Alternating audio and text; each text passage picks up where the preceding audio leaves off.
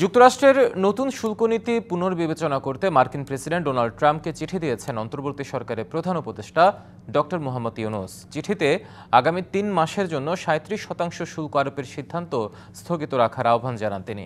দুপুরে পাঠানো এই চিঠিতে উল্লেখ করা হয়, শুল্ক ইস্যুতে সব ধরনের সহায়তা করবে বাংলাদেশ। ট্রাম্পের শপথের পরপরই বাংলাদেশের উচ্চ পর্যায়ের প্রতিনিধি দল ওয়াশিংটন সফর করে সবার আগে রপ্তানি বাড়ানোর আগ্রহের কথা জানিয়েছিল। যুক্তরাষ্ট্র থেকে এরই মধ্যে তরল প্রাকৃতিক গ্যাস এলএনজি আমদানির বিষয়েও চুক্তি হয়েছে। এছাড়া মার্কিন পণ্য তুলা, গম, ভুট্টা ও সয়াবিন রপ্তানি বাড়ানোর উদ্যোগকে স্বাগত জানানো হয় চিঠিতে।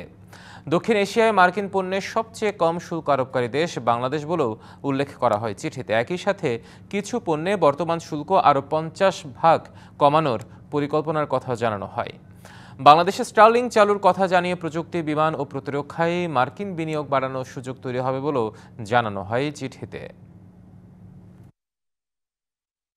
আমরা পোস্টপোনমেন্ট চেয়েছি 3 মাসের জন্য, যাতে এর মধ্যে আমাদের যে অন্তর্বর্তীকালীন সরকার কাজ করতে পারে, যাতে বাংলাদেশে ইউএসের এক্সপোর্ট বাড়ে। আমরা এটা একটু চেয়েছি যে আমরা এমন কিছু মেজার নিব যাতে বাংলাদেশের এক্সপোর্ট ইউএসএ বাড়বে, কমবে না।